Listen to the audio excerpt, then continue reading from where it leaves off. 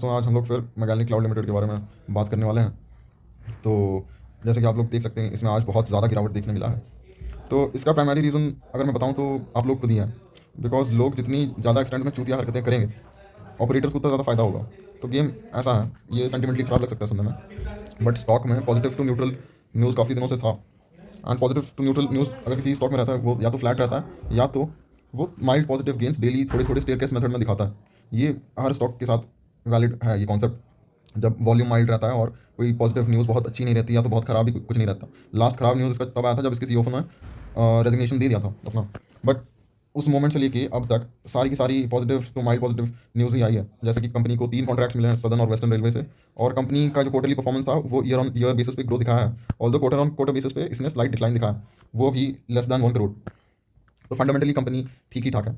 But अगर वो company में गिरावट sharp downward spike operator action से नहीं दिखा था, वो रिटेल एक्शन से दिखा था। बिकॉज इसके सीएफओ ने कंपनी को छोड़ दिया था, रिजाइन कर दिया था, शोकेसिंग हेल्थ रीजंस। बट यहाँ पे जो शार्प डिक्लाइन मिला है वो प्योरली रिटेल एक्शन से है। रिटेल जो भी इसमें इन्वेस्ट करते हैं वो बिलो एवरेज ट्रेडिंग माइंडसेट से आते हैं। उनको प्राइमरीली यही चाहिए रहता है कि स्टॉक वॉलेटाइल है तो हमको रिटर्न दे दे और हम लोग स्टॉक को सेल कर दें। इसी माइंडसेट के चक्कर में नियरली वॉलेटाइल कंपनीज का शेयर बहुत हैवीली फ्लक्चुएट करता है। वो भी मैक्सिमम शेयर्स में वो डाउन साइड वॉलेटिलिटी दिखाता है, ना कि अपवर्ड वॉलेटिलिटी। उसका प्राइमरी रीजन रिटेलर्स ही हैं और मेजर रीजन रिटेलर्स ही हैं। वो खुद साले लॉस में बेचते हैं शेयर को और बाकी लोगों को एक ट्रॉमा देते हैं 2-3 महीने का। तो ऑपरेटर्स ने इसको थोड़ा सा लिफ्ट किया था इस फेज़ में, बट वो कितना ही लिफ्ट कर सकते हैं, वो they can not do it. और ऑपरेटर्स को भी शेयर कम प्राइस में चाहिए, वो रिटेलर्स को ट्रैप करने के लिए थोड़ा प्राइस गिराएंगे। बट आज बहुत ही अच्छा रिटर्न्स दे दिया था कंपनी ने शुरुआती 1 घंटे में। बट जो प्रॉफिट बुकिंग हुआ है उस चक्कर में बहुत नीचे आ गया स्टॉक का प्राइस। उसके बाद वो कुछ हद तक स्टेबल रहा और ऑपरेटर्स फिर से शॉक वेव्स या फिर शेक आउट करने का ट्राई किए मार्केट को। तो इस जोन में काफ़ी रिटेल एक्शन हुआ है, काफ़ी ज़्यादा रिटेल सेलिंग्स हुई है। और ऐसे सिचुएशंस में आपको पैनिक नहीं करना होता है। बट जस्ट बिकॉज रिटेल ने काफ़ी एक्सटेंड तक पैनिक सेलिंग करा है आज, तो आज का वॉल्यूम 73-74 लाख के आसपास रहा है। एंड प्योरली पैनिक सेलिंग की वजह से स्टॉक आज 5% से ज़्यादा गिर चुका है। तो अगर 5% से ज़्यादा गिर गया तो इसको वापस से रिफ्रीज होकर वापस से कंसोलिडेट होने में 60 के रेंज में भी कंसोलिडेट होने में इसको नियरली 2 हफ्ते और लग जाएंगे।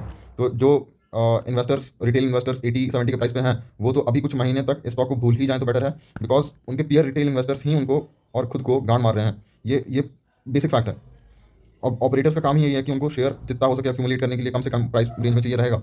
बट अगर इतना एक्सटेंट में पैनिक करेंगे आप लोग, तो नीदर आप अपना पोर्टफोलियो इंप्रूव कर पाएंगे, नीदर आप अपने पीयर्स का पोर्टफोलियो अच्छा बना पाएंगे। ये एक mutual loss to loss setup है। इट्स ऑलवेज रिटेल्स वर्सेस मतलब operators, always a game of retails against operators. तो अगर आप पैनिक करेंगे तो आप हार जाएंगे। बिकॉज फाइनेंशियल इंस्टीट्यूशंस के पास बहुत टाइम है, बहुत कैपिटल है और बहुत पावर है।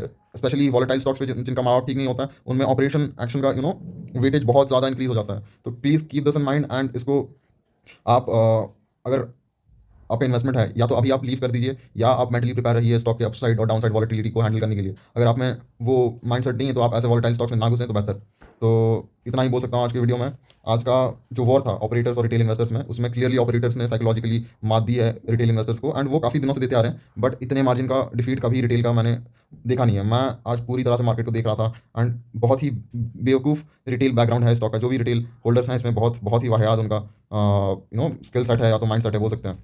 That's all. Have a great day and please do like and subscribe the video for the updates.